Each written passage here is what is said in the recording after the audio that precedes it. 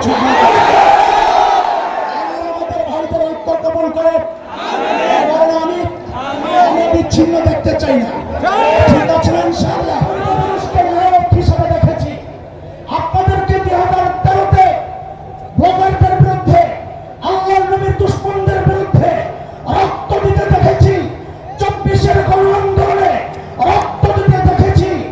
দাদা বাবুদের উৎপাত থেকে এই দেশকে মুক্তি দেওয়ার জন্য আপনাদেরকে রাজপথে দেখেছি। আমরা নতুন এক সমস্যায় পড়েছি, সেটা হচ্ছে দাদা গোষ্ঠীর এক নতুন সমস্যা। যারা বাংলাদেশের মানচিত্র টুকরা করতে চায়, যারা বাংলাদেশকে খ্রিস্টান রাজ্য বানাতে চায়, যারা বাংলাদেশে এলজিবিটি2কে প্রতিষ্ঠা করতে চায়, পশ্চিমা কালচার প্রতিষ্ঠা করতে চায়, এই জায়গায় আগের মতো আপনাদেরকে নায়ক দেখতে চাই না, একসাথে আপনাদেরকে মহানায়কের ভূমিকা দেখতে চাই। ইন্নাল হামদুলিল্লাহ নাহমাদুহু ওয়া নুসাল্লি আলা রাসূলিহিল কারীম, আম্মা বা'দ। জাতীয় সিরাত কমিটির উদ্যোগে আয়োজিত আজকে এই সিরাত মহাসম্মেলনের এই লাখো জনতাকে সাক্ষী রেখে আমার উপর দায়িত্ব অর্পিত হয়েছে দুটি কথা বলার জন্য, দুটি কাজ করার জন্য।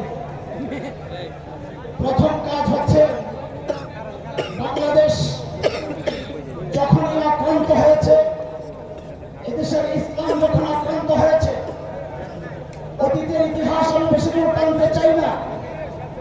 খুব শিগগির যে সমস্ত মনীষীদেরকে আমরা দেখেছি, শেখুল হাদিস আল্লামা আজিজুল হক রহমতুল্লাহি আলাইহি, মুফতি ফজলুল হক আমিনী রহমতুল্লাহি আলাইহি, হযরত পীর সাহেব চরমনাই রহমতুল্লাহি আলাইহিকে দেখেছি ময়দানে নামতে, একসাথে কাঁধে কাঁধ মিলিয়ে হাতে হাত রেখে আন্দোলন করতে। বর্তমান সময়ে আমরা কিছু ফিতনা দিচ্ছি। সিরাতুন নবীর দাবি হচ্ছে আমার নবী সর্বশেষ নবী, আমার নবী সারা দুনিয়ার নবী, আমার নবী সমস্ত ধর্মের নবী। সুতরাং বাংলাদেশে অন্য কোনো ধর্মের প্রচার চলতে পারে না। বাংলাদেশে কাদিয়ানীদের, খতমে নবুয়তের শত্রুদের কোনো কাজ কর্ম চলতে পারে না। আমরা আপনাদের পূর্বপুরুষকে নায়ক হিসাবে দেখেছি। আপনাদেরকে 2013-তে ব্লগারদের বিরুদ্ধে, আল্লাহর নবীর দুশমনদের বিরুদ্ধে রক্ত দিতে দেখেছি।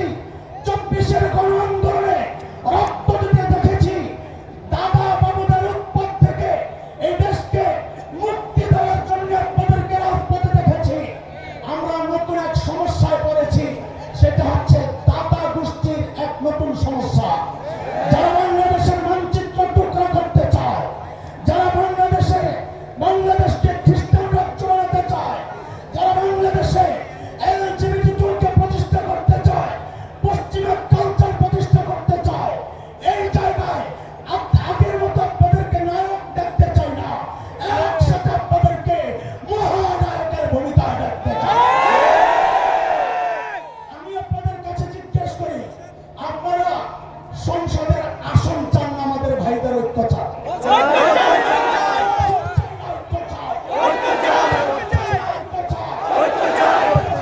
দুইজন হাতে হাত রেখে আমাদেরকে সাক্ষী রাখো, বাংলাদেশে